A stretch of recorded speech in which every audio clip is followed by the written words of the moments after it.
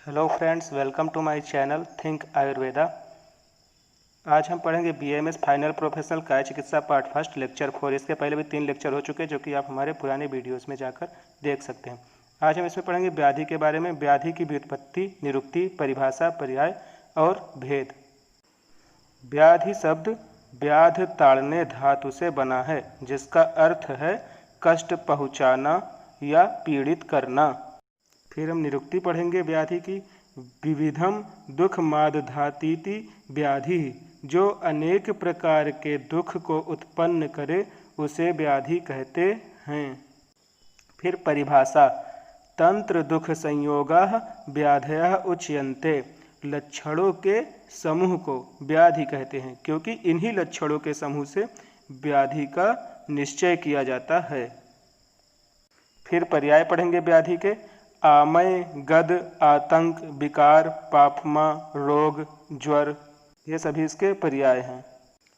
आमय का मतलब होता है सभी रोगों की उत्पत्ति आम से होती है, अतः सभी रोगों को आमय कहते हैं। फिर उसके बाद है गद। गद का अर्थ है विष। विष के समान अनेक कारणों से उत्पन्न होने के कारण तथा प्रकोपित दोषों के विष स्वरूप होने से व्याधि को गद भी कहते हैं। फिर उसके बाद है आतंक।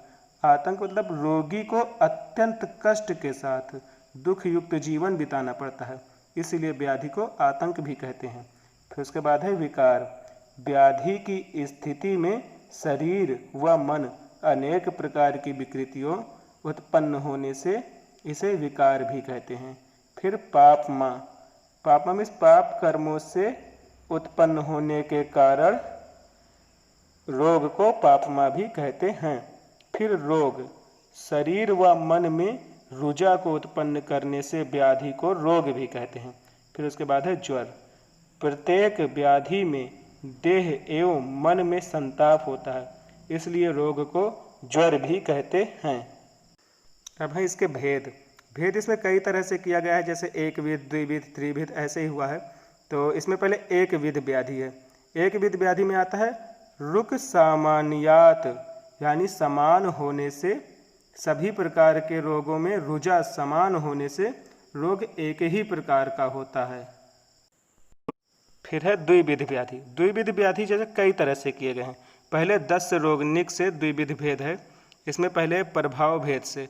प्रभाव भेद से फिर से 2 तरह से हैं, एक साध्य और असाध्य। फिर बल भेद से। बल भेद से भी 2 तरह से, मृदु और दारू। अधिष्ठान भेद से फिर से 2 तरह से हैं, मनोअधिष्ठान और शरीर अधिष्ठान।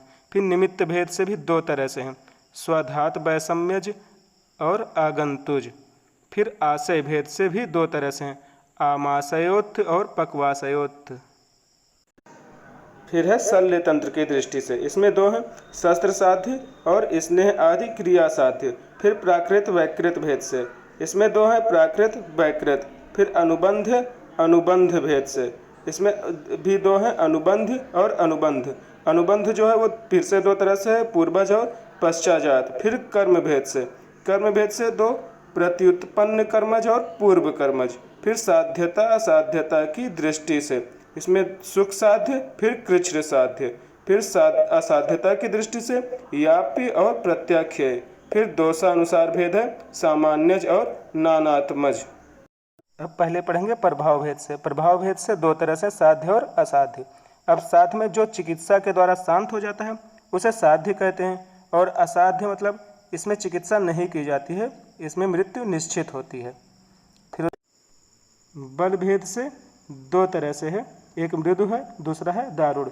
मृदु मतलब जब निदान, दोष व दूष्य परस्पर अनुबद्ध नहीं रहते या काल के प्रभाव से निर्बल होकर अनुबद्ध होते हैं, तब वो मृदु स्वरूप या अल्प बलयुक्त होता है।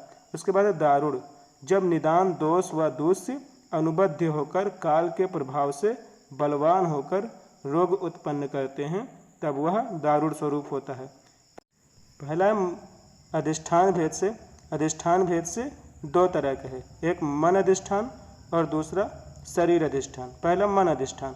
मन को आक्रांत करने वाले रोग या मानसिक रोग जो होते हैं उसे मनोधिष्ठान कहते हैं। दूसरा शरीर अधिष्ठान, मतलब सर्वांग शरीर में होने वाले शारीरिक रोग।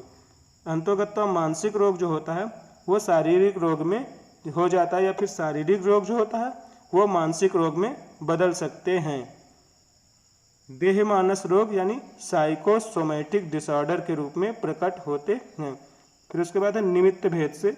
निमित्त भेद से स्वधातु वैषम्यज और आगंतुज। फिर है स्वधातु वैषम्यज।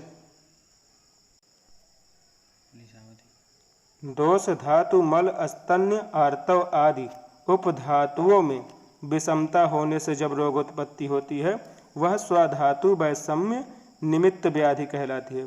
और फिर आगंतुज। आगंतुज मतलब अभिकात, अभिशाप, अभिचार एवं अभिसंग आदि बाह्य कारणों से रोग उत्पन्न होते हैं तो उसे आगंतुज कहते हैं। मॉडर्न में ये ट्रॉमेटिक और इन्फेक्शियस भी होता है। आशय भेद से दो तरह से हैं, आमाशयोत और पक्वाशयोत। आमाशयोत मतलब ये वो व्याधियां हैं जो आमाशय स्थल में विकृति उत्पन्न होने पर होती है, जैसे ज्वर, श्वास, काश आदि। फिर पक्वाशयोत ये वो व्याधियां हैं जो पक्वाशय स्थल में विकृति होने पर उत्पन्न होती है, जैसे अतिसार, आनह आदि। फिर है शल्य तंत्र की दृष्टि से। पहला इसमें शस्त्र साध्य और दूसरा स्नेह आदि क्रिया साध्य। शस्त्र साध्य मतलब जो शस्त्र कर्म या शल्य चिकित्सा द्वारा साध्य होती है उसे शस्त्र साध्य कहते हैं। और स्नेह आदि क्रिया साध्य जो केवल स्नेह आदि क्रिया द्वारा साध्य होती है, इससे शस्त्र कर्म की आवश्यकता नहीं होती है। फिर है प्राकृत वैकृत भेद से। प्राकृत मतलब जिस ऋतु में जिस दोष का प्रकोप प्राकृत रूप से होता है उस ऋतु में उस दोष से होने वाला रोग प्राकृत कहलाता है, जैसे वर्षा में वात का प्रकोप, बसंत में कफ का प्रकोप तथा शरद में पित्त का प्रकोप होता है। फिर वैकृत रोग जिस ऋतु में जिस दोष का स्वभावतः प्रकोप नहीं होना चाहिए उस ऋतु में उस दोष से होने वाला रोग वैकृत रोग कहलाता है, जैसे वर्षा ऋतु में कफज ज्वर, शरद ऋतु में वातज ज्वर व बसंत ऋतु में पित्तज ज्वर आदि। फिर उसके बाद है अनुबंध अनुबंध भेद से। अनुबंध भेद से मतलब पहला अनुबंध है, इसे स्वतंत्र व्याधि भी कहते हैं।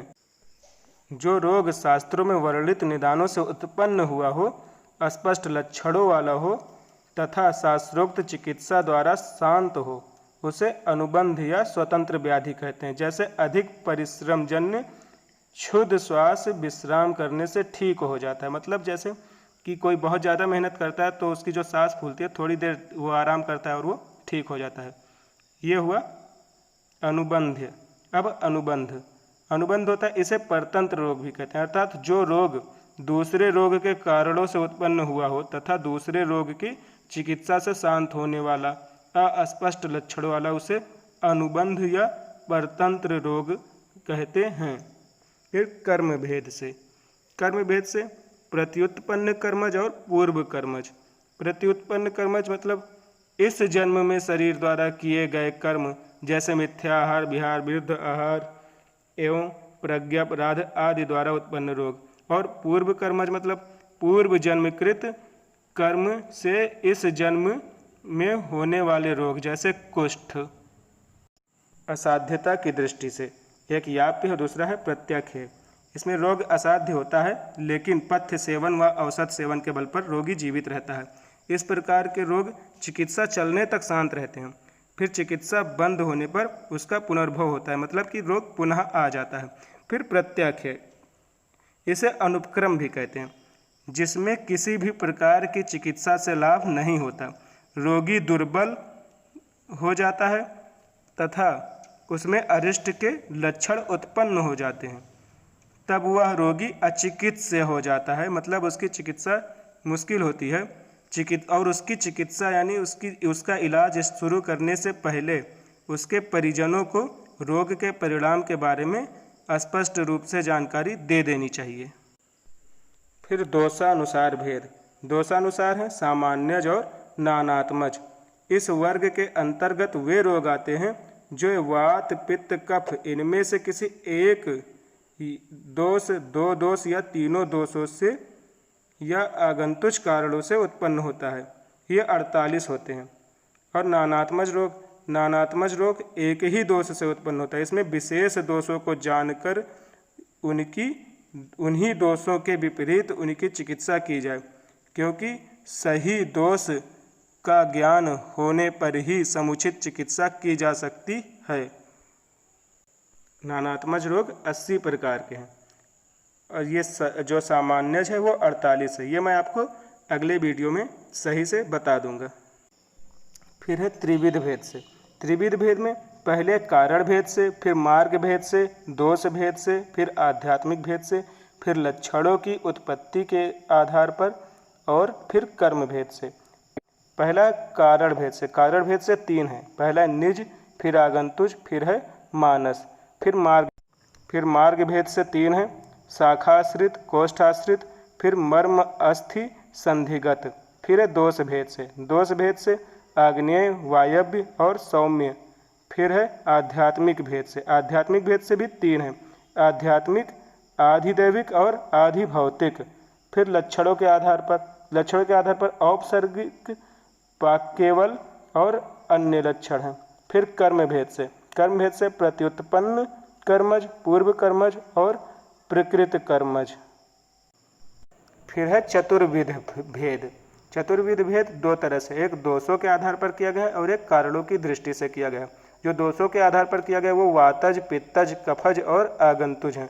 फिर कारणों की दृष्टि से इसमें आगंतुज, निज, मानस और स्वाभाविक। फिर है पंचविध भेद से। पंचविध भेद में क्या है? वातज, पित्तज, कफज, सन्निपातज और आगंतुज। फिर है षड्विध भेद। इसमें पहला है मधुर रसजन्य, अम्ल रसजन्य, लवण रसजन्य, कटु रसजन्य, तिक्त रसजन्य और कषाय रसजन्य। फिर है सप्तविध भेद। इसमें आदि बल प्रवृत्त, जन्म बल प्रवृत्त, दोष बल प्रवृत्त, काल बल प्रवृत्त, दैव बल प्रवृत्त, स्वभाव बल प्रवृत्त, संघात बल प्रवृत्त। Thanks for watching my videos. अगर आपको कोई भी प्रॉब्लम हो तो आप कमेंट सेक्शन में अपना क्वेश्चन पूछ सकते हैं और आपको जो भी चाहते हो वो आयुर्वेद का first year, second year, third year या फाइनल ईयर, मैं आपको वो सब्जेक्ट और वो टॉपिक पढ़ा सकता हूँ। Thank you so much.